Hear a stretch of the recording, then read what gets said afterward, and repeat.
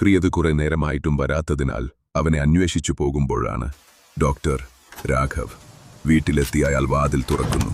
ഇതെല്ലാം മറ്റൊരാൾ നിരീക്ഷിച്ചുകൊണ്ടിരുന്നു. അതേസമയം റോഡിലൂടെ കുറേയധികം ലോഡുകളുമായി ലോറികൾ കടന്നുപോകുന്നു. എല്ലാത്തിനും ഒരേ പേര്, കൊവീര. ഇത് എവിടെ നിന്ന് വരുന്നു എന്ന് ആർക്കും അറിയില്ലായിരുന്നു. പക്ഷെ ആ പേര് അവരെ ഭയപ്പെടുത്തിയിരുന്നു. അതിൽ നിന്നാണെങ്കിൽ പച്ചക്കറികളും പഴവർഗ്ഗങ്ങളും മാത്രം. പക്ഷേ അതിന്റെ അളവ് താങ്ങാനാവുന്നതിനും അപ്പുറമായിരുന്നു. വളരെ ഫ്രഷ്, ഇത്രയും സാധനം പ്രതിദിനം. അവിടെ ആർക്കും ഇത്രയും അധികം സാധനങ്ങൾ എവിടെ നിന്ന് വരുന്നു എന്നറിയില്ലായിരുന്നു. അതേസമയം രുദ്രയും കൽവീറും ക്രിയത്തിന്റെ വീട്ടിലെത്തുന്നു.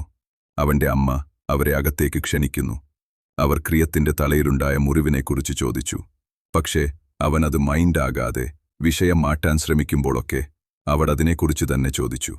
അപ്പോളാണ് നമ്മൾ അറിയുന്നത്, അന്നു സിനിമ കണ്ടിറങ്ങിയതിനു ശേഷം അവൻ വീട്ടിലേക്ക് പോകുന്ന വഴിക്ക് അവനെ കാത്തു 4 പേർ അവിടെയുണ്ടായിരുന്നു.